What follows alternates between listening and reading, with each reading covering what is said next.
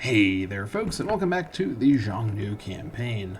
Last time we took on a number of northern neighbors, including Anhu, Dingling, and at the very end, Zhankun, with some very quick and decisive wars using the assault mechanics very effectively, managing to handle those mechanics a bit better than the second episode, I think. And overall, we are in a pretty good spot here. The plan at the moment is to keep our army raised but unpaid, and by doing so, we'll be in a position to just re-raise our payment, change our budget, before the claim we're getting on Huji is finished. We were supposed to get a claim on Huji through our mission tree, but that didn't work. Unclear at the moment if it's because of the mission tree being bugged or there's some other problem. This is all modded area, so I'm not too surprised that there's going to be some technical issues here and there. Annoying that it's having this directive in effect on the campaign's planning, but overall, it is what it is.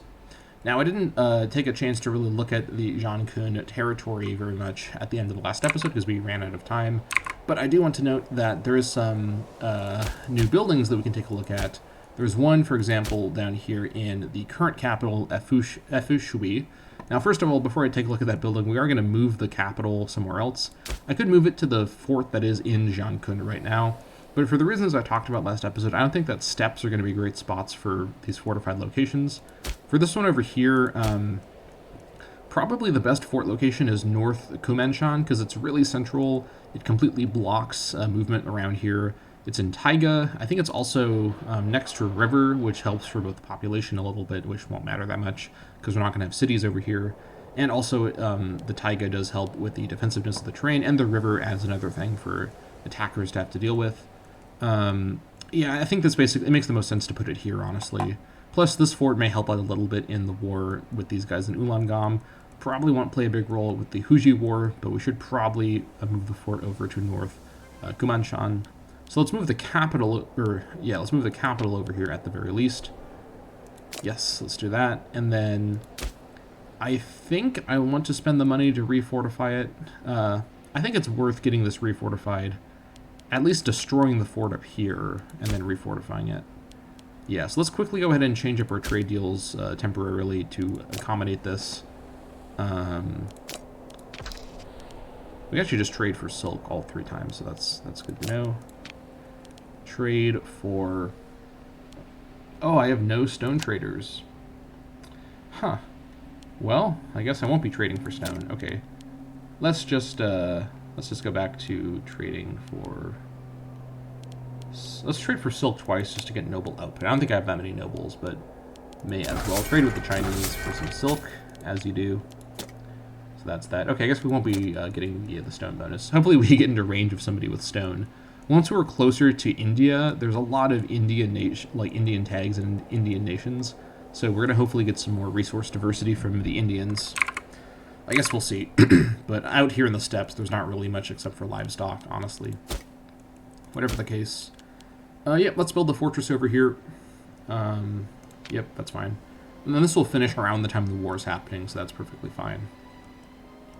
And nicely, because I control all of the Zhankun province, the provincial capital won't bounce around randomly, so that's pretty good.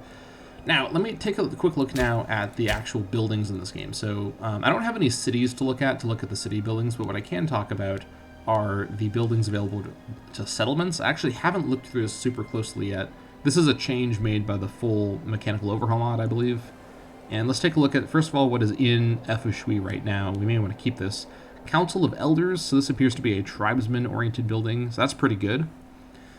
Actually, yeah, that is very good. 20% output in this location. Happiness and desire ratio. So Council of Elders seems like it'd be a really strong building to put in some of my locations where I just have a lot of tribesmen standing around. So Fortress works the same as the base game, as far as I can tell. Barracks works basically the same. You get more cohort starting experience, which I guess makes sense. Increased manpower 20%, actually. Ooh. That might be better than tribesman output. I have to think about that carefully. We haven't had the money to really make use of settlement building that much, but we can certainly come back to this idea. Colonia works the same, basically. It just changes... it increases the speed of promotion and demotion, a bit of assimilation and conversion. So we could build colonias in newer areas, especially once we have different culture groups and different religion. This could help out a little bit. Market, Wow, 10% civ level in a settlement? Oh my god, that's really good. Interesting, okay. Sanctuary, what does this do? Wow, these are some interesting buildings. I have to really take a look at these closely. I don't have enough money to mess with any of these that much. So Tribesman Settlement was in the base game. Is there any reason why Council of Elders is worse than Tribesman Settlement? How much is Council of Elders? 192. I guess Tribal Settlement is a little cheaper. So it's more expensive, but the trade-off is... Oh, actually, Tribal Settlement is more output now. It's been changed. It's hard to say. I'm not talking too much. I'm trying to just sort of soak in what all these things are doing. Nomad Camp, Mine works the same. Enclosure. Fighting Camp, Blacksmith. Yeah, there's a lot to look at here. Okay, well, whatever the case, we're not going to do anything. I think we will keep the Council of Elders here just because it's a fairly good building, and we may have built it here if we had infinite money, so we'll keep that there. That's fine. Okay, let's just proceed. So we've broken our alliance with Guyane. Is it time now to pick up a new ally in preparation for future wars? Against Huji, I'm not that concerned about needing an ally to fight them, so that is not a problem. I guess I could... Oh, hello. People want my horses and furs. Alright. That is going to work for me. Right. Let's see here. So, really, what I think I'd want to do is ally with people just to prepare for the Ueshi War. This is the first war that I'm more concerned about. But, really, I'm not really ready for that yet. So let's just not have any allies at the moment. I think that's perfectly fine. You have some stability going up, finally. PI is going up. I think I want to spend my PI next on... if I have enough stability to accommodate it, I'll spend it on local dynasties to get more stab change. Or I could spend it on changing my diplomatic stance. And I don't think I talked about this in the first episode. Do we have enough? Oh, we're above the weight limit still? Okay, let me change that. Over here, too? Oh my god, alright. Let me address this so that I'm not just taking attrition for no reason. Let me send you over here, and I'll send you over there. Let me send this force. Let me actually back up the normal cav over to Xiongnu. That should cover it, I think. Yeah. I guess we'll see in a moment if I've done that right. I can be standing in attrition. Oh, that's not great. I can be standing in attrition for a moment as I get ready for the war, but we don't want to be in attrition just while we're waiting around. Chelly falls ill. This is my best martial... No, this is... Yes, this is my best martial chief. One of my best martial chiefs. Chelly Dugu has sent word that he has fallen ill. Perhaps if he is wealthy enough, he will seek treatment of his own volition.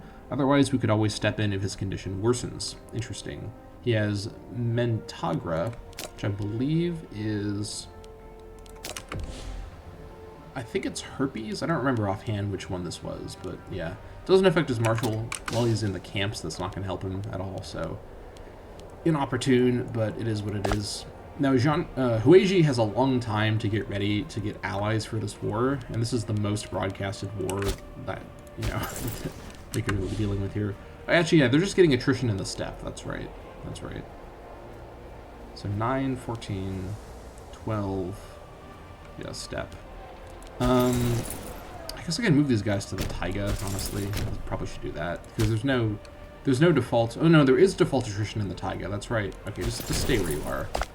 Let's avoid weight attrition, at least, but I guess we'll just have to deal with the steppe and taiga attrition. Once we have retinues, or what are they called in this game? Legions. Once we have legions, it's going to be pretty tough to stand around in the taiga and steppe. Fortunately, we have at least a plains tile to stand in without ticking attrition, but yeah, this is brutal. But our manpower is going back out to our people here, so we should be fine. Should have enough manpower gain to offset that. Now we just wait. War exhaustion is back at 0, so having these guys stand around is not going to create any problems. No disloyal chiefs. Let's just actually speed it up. Just another 2-year wait, like episode 3, which is perfectly fine.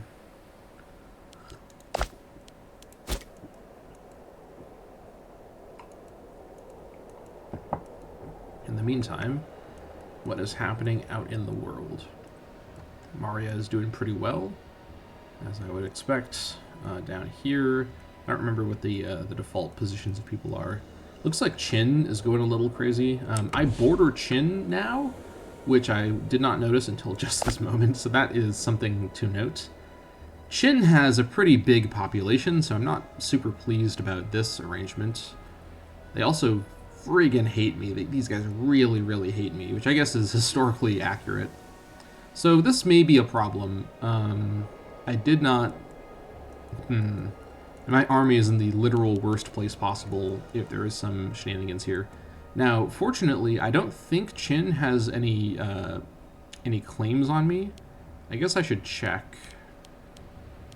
I don't see my flag in there. And my flag is really bright, so I would be able to see it. So, this is a problem. Could I ally with Qin somehow? We have common threat going on. My AE being really high is what's offending them, but we may be able to get around that just by being really nice to them. I think it is probably worth trying to improve relations with Qin. Now, ideally what I'd want to do, and the thing is I'm not ready at this point in the campaign yet for this, but what I would want to do is pick one of the different Chinese kingdoms and kind of buddy up with them, and sort of like what I did with Yueixi, and then use them to start asserting control over the area and then eventually turn on them. However, the issue here is that these Chinese kingdoms are much more powerful than I currently am, right? Like, we are not in a position to really be playing around like that. I think it probably is worth actually trying to boost up my relation with them. I'd be willing to spend 25 gold just to boost my relation with Qin, just because I border them. Now, I think Qin does have other people to focus on first before they come for me. I don't think they have a claim on me, but they do border me, so there is technically a danger of that, and the Qin AI is one that I could anticipate being aggressive like that, so we should probably start improving relations with them just a little bit. I don't think we're going to be able to pull off some sort of goofy alliance with them, but we're not that far away because of common threat and diplomatic reputations. Or diplomatic reputation, I mean. So let's spend a bit of gold, improve relations with them. This is a very cautious decision, but if we can, for example, get an alliance with Qin, they are currently the most powerful martial perk, okay. Ooh, that's quite good, actually. So while my character is alive, whenever my chiefs are in general mode, they will get more loyalty. Pretty good. Yeah, that's fine. If I can get an alliance from this, that would be crazy. Because a Qin ally would really help me in the early game. I would eventually have to backstab them because they control parts of what is called the Liang region, which I need for my ultimate mission that I'm going for, my ultimate decision. But that might be the final thing that I do before becoming a steppe empire. Extremely appropriate for this campaign's theming. But yeah, an alliance with Qin for Xiongnu, interesting idea. An improved office. Our arbiter, Kyofiyodi Luandi, has asked for more funds for his office. With a larger fund, he would be able to do a better job for our nation. As one of the key players in the internal politics of the nation, we should seriously consider his value besides the office, as helping him would surely secure his loyalty. So his loyalty is a little on the low side, but he's only an officer. I don't really care about that at all. Or I could boost up his charisma for some more arbiter effect. Let me remind myself what arbiter does. Arbiter is, actually kind of useful. And he's young, too. He's 26. I think I will actually spend the money to give him 2 extra charisma. Oh, actually, no, that's only for 60 months. That being said, a little more impact. Well, I guess it would increase the max, but it wouldn't increase his current amount, because that's statesmanship is what's affecting that. So I don't know how good this would really be. Let's see, this would take him down to 34, which I guess that's fine. Yeah. The thing is, that if that was a permanent modifier, I would go for it, but I would rather save my money over doing that. We don't have infinite money at the moment. Not that we eventually will, but yeah. And one nice thing about having to wait for Huji again is our manpower pool is recovering nicely, so that's good. Any other places that should go to Borderlands by chance? Let me sort by integrated pops. Ooh, this is actually this is handy, this particular thing. So, yeah, down here, these places don't have to be on borderlands. This one technically could be on borderlands because it is 100% integrated pops, but I don't think this is a worthwhile expenditure of PI for just the 2 pops or whatever that live down here. Yeah, so that's fine. Yeah, I think trying to get an alliance with Qin might be one of my goals here.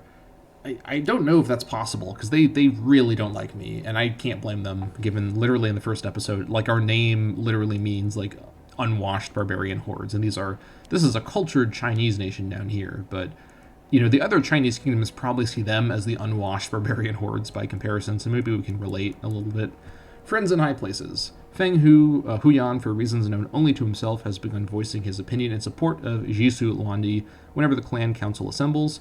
Such sycophantic actions may be tiresome, but a voice for is better than a voice against.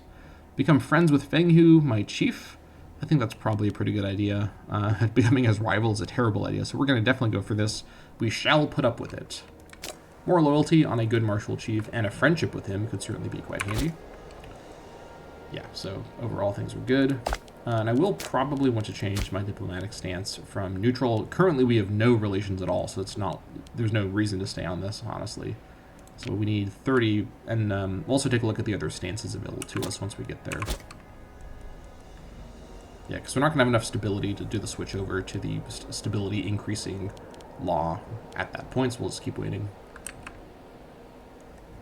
Alright, I think yeah, let's, oh, okay. Who is this leader? Hold on, let's read this guy's name together. Who dares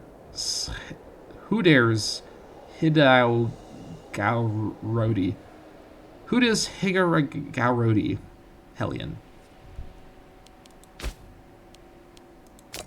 How much would it take?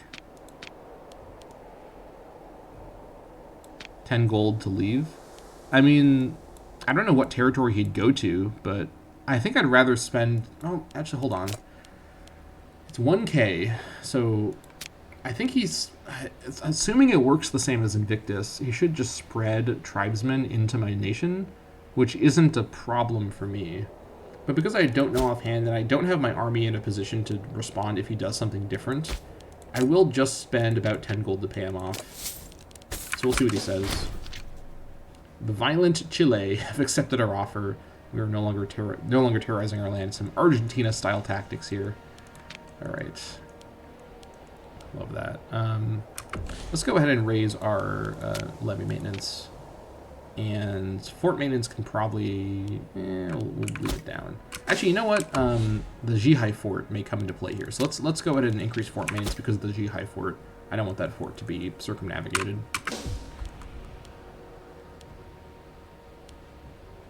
Arbiter and the Elder. So these guys are going somewhere else. Not sure where, but they are going on the move. Okay, things are starting to get a bit better with these guys. Now, the Qin alliance idea, which I had just come up with a moment ago. Look at all this. Oh my god, there's so much like tiles around here to work with. Anyways, let's ask for military access. This won't have a big effect strategically, but this may improve our relationship with them a little bit. Now, the idea of a Xiongnu-Qin alliance is very cursed. I fully understand that, but I think we could... This will really take us into the next level, right? Because we've been just doing our little local tribal fights, but Qin is a major player in this entire area of the Earth. So if we form an alliance with them, that power alliance could really do some real scary stuff. And Qin could certainly help us fight Yueshi. Yueshi looking like small potatoes compared to Qin. We should remember, though, that Qin has... Okay, they have 4 region splits. Oh, wait, hold on, no. They have 5 region splits. Hold on, wait. 1, 2, 3, 4, 5. They have 6. They have 6 region splits. Qin, calm the hell down. Qin has 6 region splits. And they almost have 7 region splits. This region arrangement in China has got to stop. This is out of control. So Qin has 6 or 7 region splits, and they have a huge population. China, famously known for its sparse populace. No, there's a lot of people around here. Well, actually, okay, yeah, there are in Zhongyang. There are some people over here. In the mountains, not so much, but yeah, China does have a lot of people. Well, I guess not even really. I guess at this point in time, India is really the peopled area.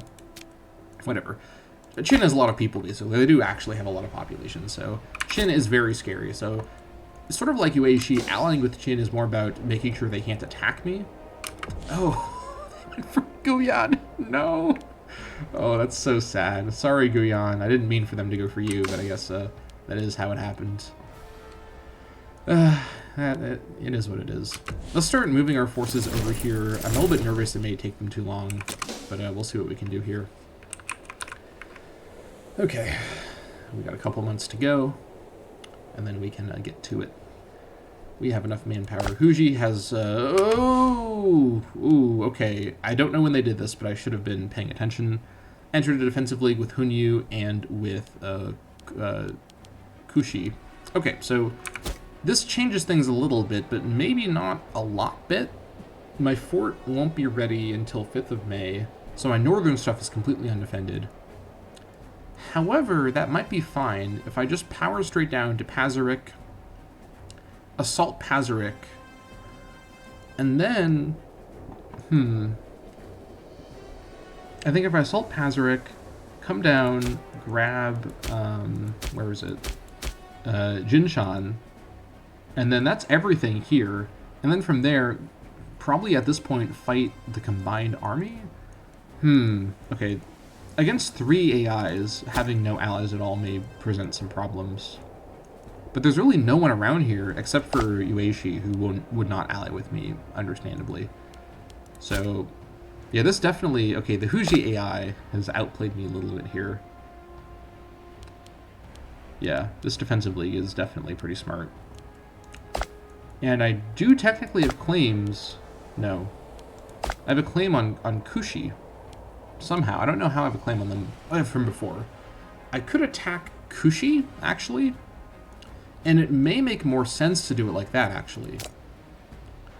Yeah, because I could then immediately kill them, probably stack with them at Irmelig.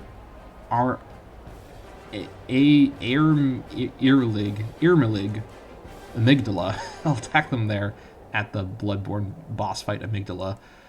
Take this in a assault, come down, assault Ulaangam, get my revenge for my Ulaangam failure from before, and then from there, then it's more of a straightforward just fight against Huji. I think I could also actually use this. What I could do is, because actually now that I think about it, this might be good because it may make more sense to actually take the Ulaangam stuff, because Ulaangam's the name of the province as well as the location. It may make more sense to actually annex Ulaangam and then take on Huji, as opposed to the other way around. I just thought that because of the mission tree, I'd have the Huji claim first. So let's actually reverse course and come over here, and then attack these guys. Now, Huji may come north, but by that point, the fort up here will probably be finished. And either way, I don't really care about this stuff that much. So yeah, let's go for it like this. Yeah, so this defensively actually is good, because this gives us a chance to attack... Well, actually, I guess we had a claim... I guess we had a claim on these guys already, so I guess it is what it is. Let's just proceed. Let's not overthink it here. Let's get organized over here.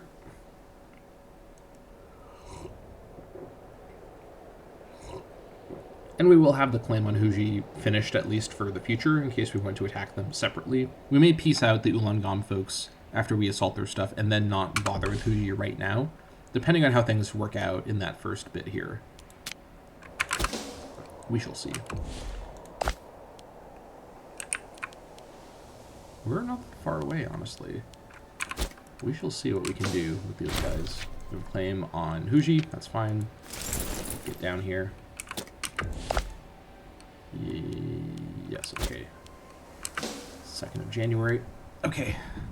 Plans have changed a little bit, but not by too much.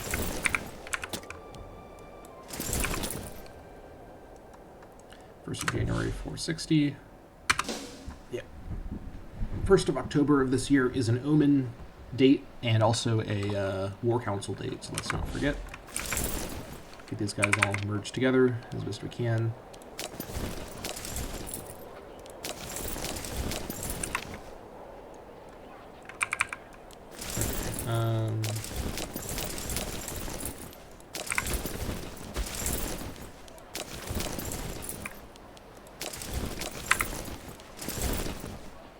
I think that's basically everything. Yeah, that looks right to me. Okay, here we go. Morale is at full, very high morale right now. Very good. That low centralization is helping out with that quite a bit, I think. 8 Marshal. Here we go. Okay, so we're going to take Ulaangom on Kushi in particular, come down, get stack wipe at Amerlig, and then try to do an assault. Probably do an assault at Ulaangom as well. Now, this mountain assault is also going to be tough, but I think this is the order we have to do it. And then if we can do a peace deal where we just leave Huji out of it, that would be great. But we can also, if possible, power through. The thing with Huji is doing another assault over at Pajarek could be an issue. We'll see what ends up happening here. But no allies, it's just us, which means that this is going to be a bit of a race, because we're racing against the AIs. The 3 different manpower pools can definitely outpace us, although we have a lot of manpower. Against 3 AIs, they're going to have more than we do, so we have to try and go as fast as possible. Hence why I moved my army over here to try to take out Kushi as fast as possible. So I think this should be fine. We have the Jihai Fort has some people there. Let me double check. Yeah, 500 at Jihai, and then otherwise we should be fine. Okay, let's go for it. Declare war, take Ulaangom, let's go for it. Alright, so Kushi, Huji, and Hunyu have rallied together to defend. The defensive league coming into effect very, very smartly. Alright, let's get organized here. Let's just move as a big group. Everyone has the tactics already set, so let's just attach everybody.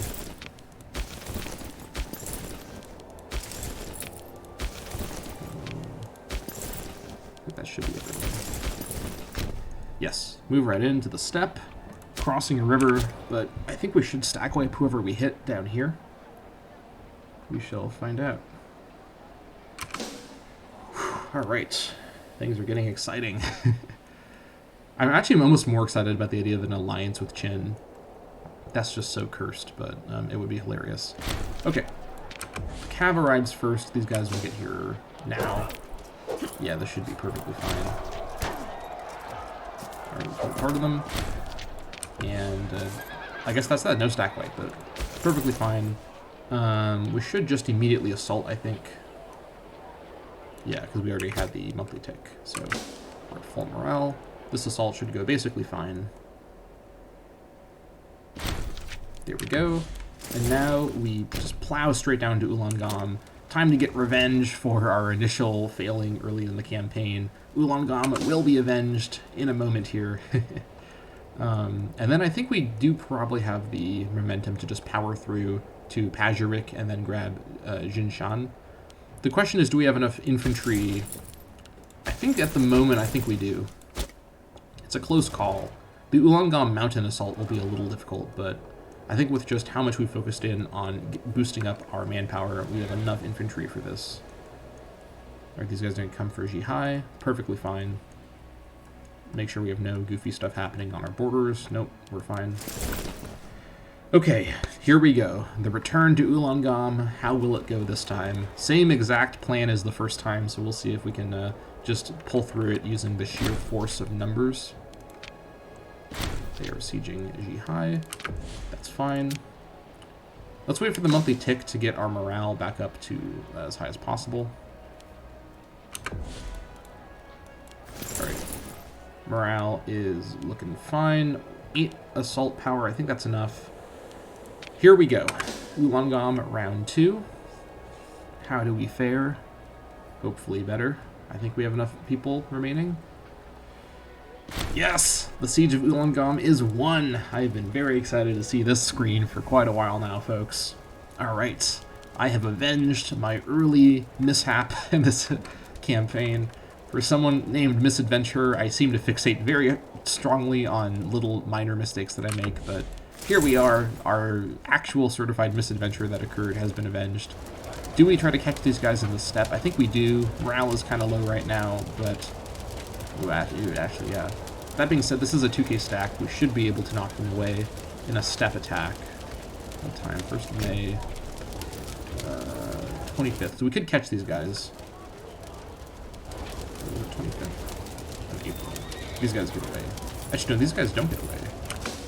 We should catch everybody. Yeah, this is actually a pretty good fight, because these guys are running... These guys only have 6 marshals, so we'll at least damage the Hujing army quite a bit.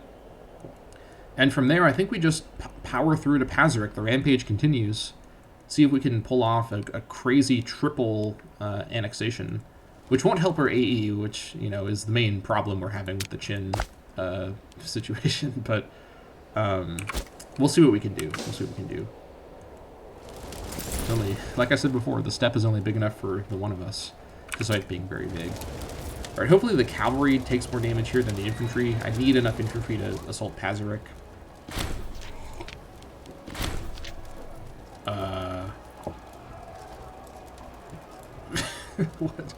What has happened here? Okay, that's not good. One of our infantry got here first and was stack wiped instantly. I don't know how this... How did an infantry get here before my cavalry? That shouldn't have been possible. But now the actual fight has begun properly, and of course we're going to win, but... We have mysteriously had one of our entire infantry units just deleted from the face of the earth. We still have around 800, which I think is enough for a Taiga assault. What's their... 400, though. That's a tough call. I don't know if I can... Losing that 500 infantry and that weird stack wipe actually might have messed everything up here. I don't think we have enough infantry to actually assault Pazyryk. We could just siege it, admittedly. That's also an option. This is a tough call. That might have screwed me up there. Oh man. Oh boy, okay, what do I do here? Well, I could just cut my losses and take the Ulaanbaatar stuff, which would be a bit more... But that being said, I'm so close to just getting Huji right now. I don't want to wait the number of years it would take. I think we gotta try. We gotta try. Because the thing is, if we try and then we don't have enough, we can always just peace out, take the Ulaanbaatar holdings, and be fine with that. Yeah, we gotta try. Fortune favors the bold. We're gonna go for it. Maybe we'll recover enough manpower on the way over. Fortress appears done. Good stuff. Ended up not being necessary for this war so far, but happy to see that. Anyways, they're going to start working on Jihai. It's going to take them too long, so... I guess we could back up and actually go... I guess we're already committed now. Or are we committed? I can't tell. I don't think we're committed. We could back up and go relieve Jihai and kill that force. That might be smart just so that it gives our infantry more time to replenish. Yeah, let's do that, actually. Yeah, because we can replenish our infantry while we're in our own nation a bit better. So let's back up, go relieve Jihai, and then go over to Pazyryk with our reinforced infantry.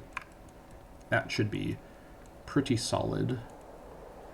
They're not going to finish the Jihai siege before we get there, although we will take a long time to get there. If you're playing a drinking game where you take a shot every time I mention the steppes being a large area, I'm sorry for killing you. You probably should have done that. Hey, trade connections with Qin, giving us more advances. Actually getting pretty good progress along. It's all through these advances through the Qin connection, but maybe Qin is pleased by our trade connections and will like us a little bit more. That would be great. We shall see. They also are on bellicose stance, which is not ideal, but relationships are getting a little better with them. Okay, here we come. This fight should be perfectly fine. We'll be defending in the mountains. This is the freest fight of my life. So, I say that, and then watch as I just... Every infantry unit will probably be killed in this fight. That's probably what's going to happen. But we'll see what happens in a moment here. 21st of June. I guess not quite a moment, in more than a moment. In a couple moments, we'll see what happens on the 21st of July. Alright, here we go. Infantry. Okay, the cav are taking more losses, so that's good. What is... Okay. Some of these fights today have been kind of strange. Okay, so now that we've done that, let's... Yeah, we've recovered some people. let's yeah, let's go for Pazyryk now, because I need to make sure they don't have time to regroup, because one nice side effect of this is they should actually retreat to Pazyryk, so I'll just follow them over there. They're going to get there before I do, but that's totally fine. And for the heck of it, let's go ahead and just let them know what we're expecting to have happen. So they actually wouldn't take the steal yet. Interesting. Well, they will soon. Inspirational neighbor. It is Qin. Our interactions with our neighbor Qin have shown us how their bureaucracy and administration work, and in what ways it differ from our own. By introducing some of their customs into our own system, we are certain to be able to centralize authority and have more control over our clan chiefs. A group opposing these changes is led by Cheli Dugu, as it seems he and his followers know how it would affect their authority if the changes were brought into Xiongnu. Interesting. Now, critically, Qin doesn't care about what we do here, which means we can safely do this. So we can lose 0.5 centralization. That's really good because, again, our centralization loss is only 0.15 each month. So this is several months worth of centralization loss. More prominence, more loyalty for my important chief, Cheli, so we will go ahead and just not do this. So we are going to not really be too similar to Qin here. Hopefully they don't take it too personally. But I think we are improving relations with them enough to not be too terrified. The thing is, I wouldn't be a very sensible person for them to declare war on. Not that the AI in this game ever acts sensibly, but in theory, right, if Qin needed to fight somebody, there's so many reasons they would choose to fight other Chinese tags over myself. I barely border them. All of my territory is really far away for them, and it's just, there's no reason to come up here, right, in theory, so I don't know. But having a Qin alliance would really elevate our power level in this game pretty fast. And this campaign so far has really been about just rapid, explosive expansion. It's oh my gosh, holy moly! That was a genuine yelp of fear. I don't know if that got that on camera. I did not notice it was October 1st. My hand was nowhere near the spacebar. When I noticed the game was lagging, I just let out a guttural noise of just absolute fear, and just my hand slammed on my keyboard. But I caught it in time, October 1st, 460. That was quite the noise. It's called on our Omen.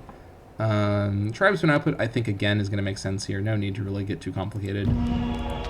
And let's also do our War Council. Now, what I'm hoping I get a claim on, I guess my best claim would actually be on Guyan, because I have claims on Yueshi already. So let's see what we get. Yeah.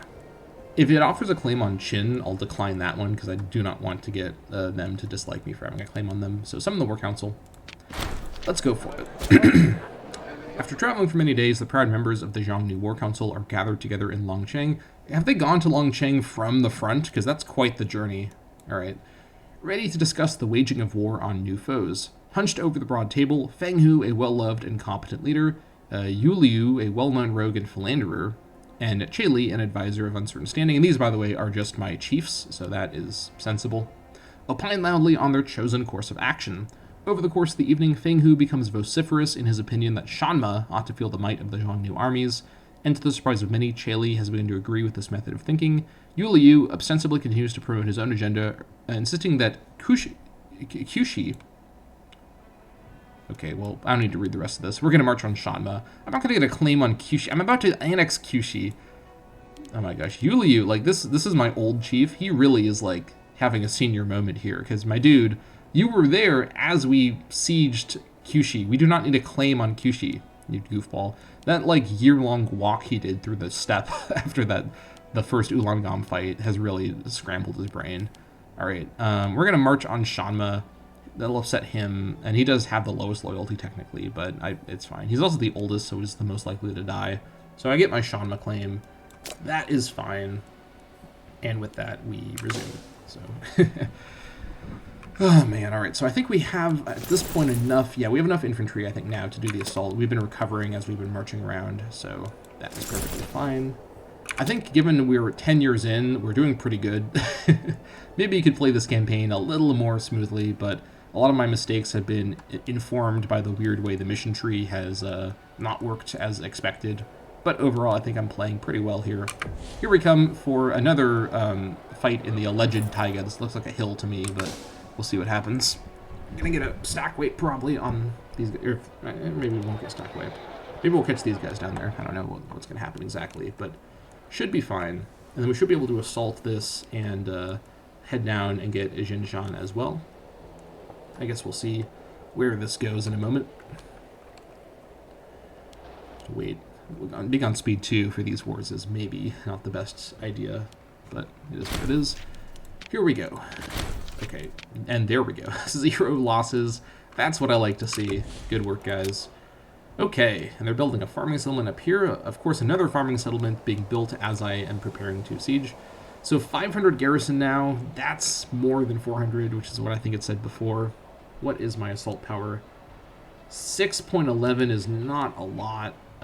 We have full morale though, and our units are at like 80, 85, 90% strength, so I think, so if we can't do this assault, we probably could never have done the assault anyways. So, let's go for it. Alright, come on, show me those numbers, come on, come on, yes! Yes, Siege of Pazyryk is won. Oh my gosh, my guys. Okay, my guys are actually still in pretty good shape, all things considered. So we did manage to just power through that siege, get down to Xingshan immediately, and let's get ourselves a crazy peace deal. Completely screw up our diplomacy for 10 years or whatever, but I've got to go for it. I mean, look at this possible peace deal. This is outrageous. Just got to go for it. I don't even know if I have enough room in my, what do you call it? My peace deal window to do a deal with this much war score cost. I guess we'll see in a moment what ends up happening, but this is going to be crazy. Absolutely crazy. Come on, step to it. If I could get that innovation that unlocks forced march, I would like to do that also, because this is getting a little out of control, just how slow these guys are. Well, it's actually borders directly, so that's pretty good. Come down, grab this, and then we'll finish the war in a big way. And then we'll really be in a position to take on Yueshi. I guess we could still go around, like I talked about before, to get this stuff down here, get another region split. I probably should do that before I fight them, just to be extra safe. But we'll finally let our army be lowered for the first time in many, many years, so they'll be glad to have that happen. And we'll have some time to recover from these crazy wars. Alright, please do not depopulate this place. You should not, with the people that are here. Okay, good stuff. Just, let's see here. Can we do this deal now? Yes, we can do the deal now. Holy moly, get ready for the deal of a lifetime. Kushian Ulangam to Xiongnu, Hunyuan Ulangam to Xiongnu, Huji Altai to Xiongnu, and Huji to Xiongnu. That is everything. Yes, here we go. 17 AE. We're going to go up to 41, which is very, very high. We're going to have to really take a chill pill after this one.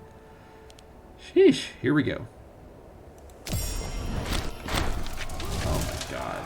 Absolutely disgusting. Alright, so that's the peace deal. Into my dungeons you all go. I'm going to have to use all the money from all these prisoners to then pay off Qin to not attack me. And the big name has truly been accomplished. Take a look at this. Sheesh. Alright. Levy can finally be lowered. Well-deserved rest at long last. You as well. Okay. That is pretty good.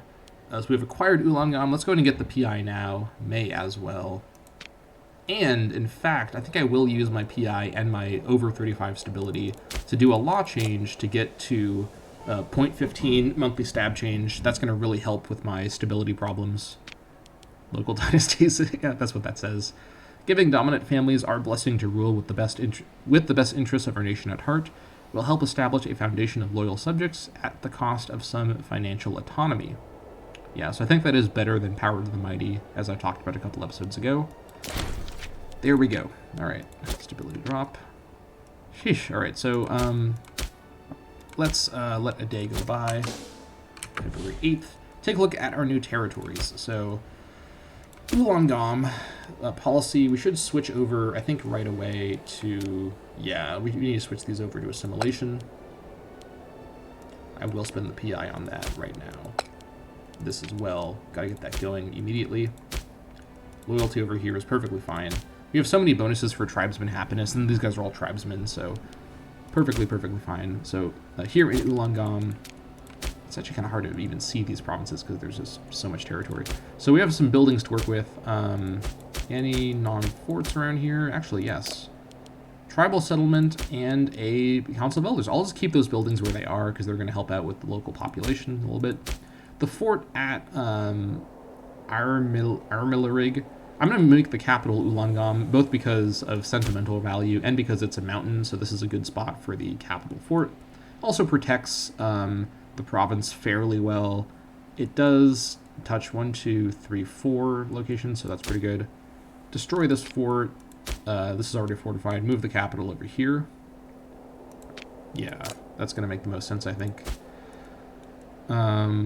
Technically, this place here did have fort coverage with North Kumanshan, but that's not a huge concern. This is not an area where there's going to be a lot of armies roaming around very much in the future. Hopefully, I guess we'll see. Okay, and then over here we've got 2 entire provinces to work with over here from Huji. So Pajurik is taiga. Probably don't want to keep this as the fort, but we'll see if there's other buildings or another place that we'd want to move it to. Got a market over here in the mountains of Beryl. Interesting choice. I'm going to just destroy that. I don't think that's called for. And then that's that. I may make Baga Turgan the Altai provincial capital. It has coverage with Wollongong, and it also creates a line with the impassable terrain. So, and it's in the mountain as well. Beryl is another possible spot. Beryl doesn't have coverage with Wollongong, though. It's not going to be Pazurik, I know that for sure. So let me actually come back. Let me look at the southern area first, and then I'll just make a decision. So South Jinshan is the mountain that moved it there. Actually, let me look for buildings first. Oh my gosh. Okay, not really. And then we have, this goes all the way down here. We have step and step. So the fort should probably be in the mountain in South Jinshan. Unless I make, well, I guess if Beryl is the mountain fort, I could make a Kokoria the mountain fort, actually. That could actually be a bit better. It's more central, creates a fort line there. It actually does have coverage with Wollongong. And this way, then if I have South Jinshan be the mountain fort down here. Yeah, I'd rather not have 2 mountain forts next to each other, but within fort coverage is actually fine. I think we'll do it like that. And we'll build a fort here. Although we won't build it right now. We will build the fort in South Jinshan right now. Yeah, because this is the only mountain. I guess Jinshan is also a mountain tile. But South Jinshan is a bit better for various reasons. So we'll make this the... Oh, it already is the capital. I think I will spend the money on the South Jinshan fort at least. Because the South Jinshan fort actually completely protects my entire nation from this direction. Because to get up this direction, they have to go through either Longshan, South Jinshan, or Jinshan. So South Jinshan is a very good... It's basically the same amount of choke point as something here in the actual choke point. So I think I will build the fort, get that fort going now. I'll fortify Kokora in the future. This is not a high priority. It may help with barbarians in the future, but yeah, it's not a high priority. And yeah, that looks good to me. Yeah, so lots of new territory added to the nation, lots of tribesmen, 6.6k max, real good. We can definitely do some more colonization as well. We probably want to colonize these 2 spots down here. And we need to colonize Dingling to get annexed Dingling. We should get to that. So let's colonize the rest of Dingling, and let's colonize the rest of Huji. Yeah, so let's get some people down here. So let's bring people into Huji. Move pops. All right. 1, 2, 3, 4, 5. I need to bring more people in here.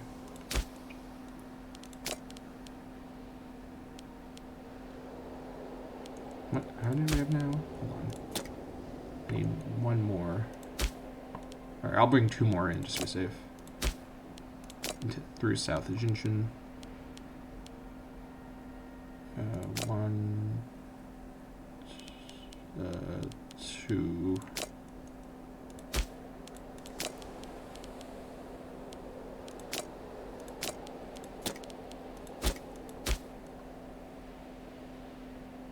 Oh wait, Huji is not right.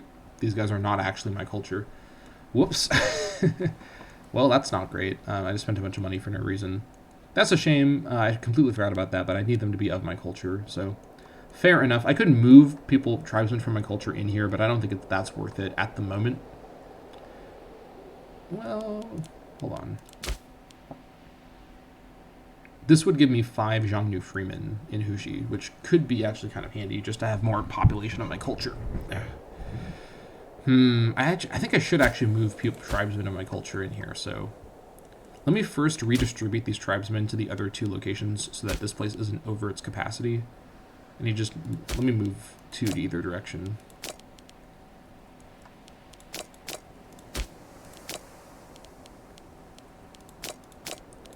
There we go. That has fixed that.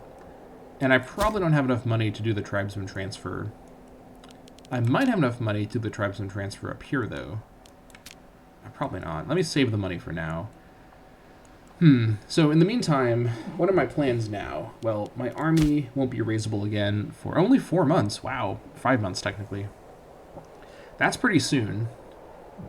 And we now actually have only 4 archers in total. Yeah, our levy composition doesn't really have a lot of infantry, so we need to remember that that's going to be a recurring issue.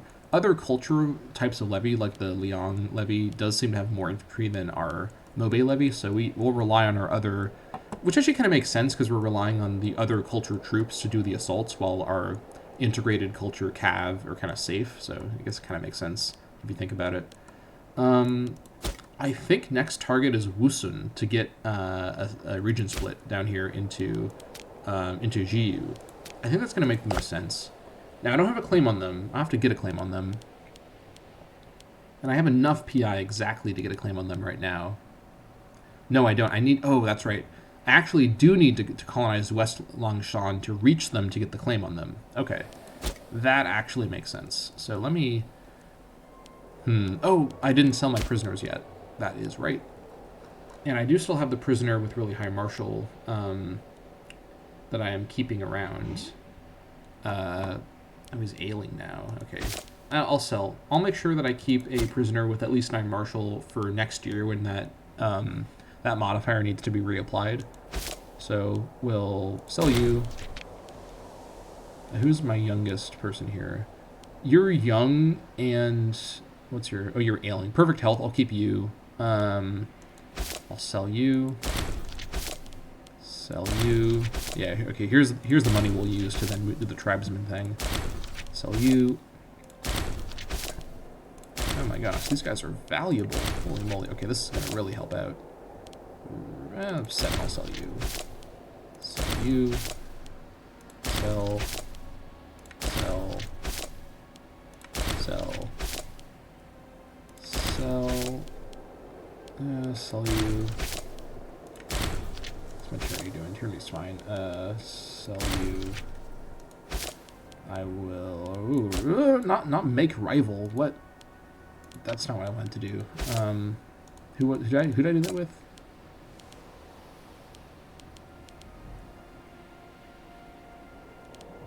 Alright, I need to sell you just so you get deleted from the game, because I didn't mean to make you my rival. Did that screw everything up? Hold on. Oh my god, alright. Yeah, stop that. Okay. I was worried that that would screw things up, but I think we're fine, actually.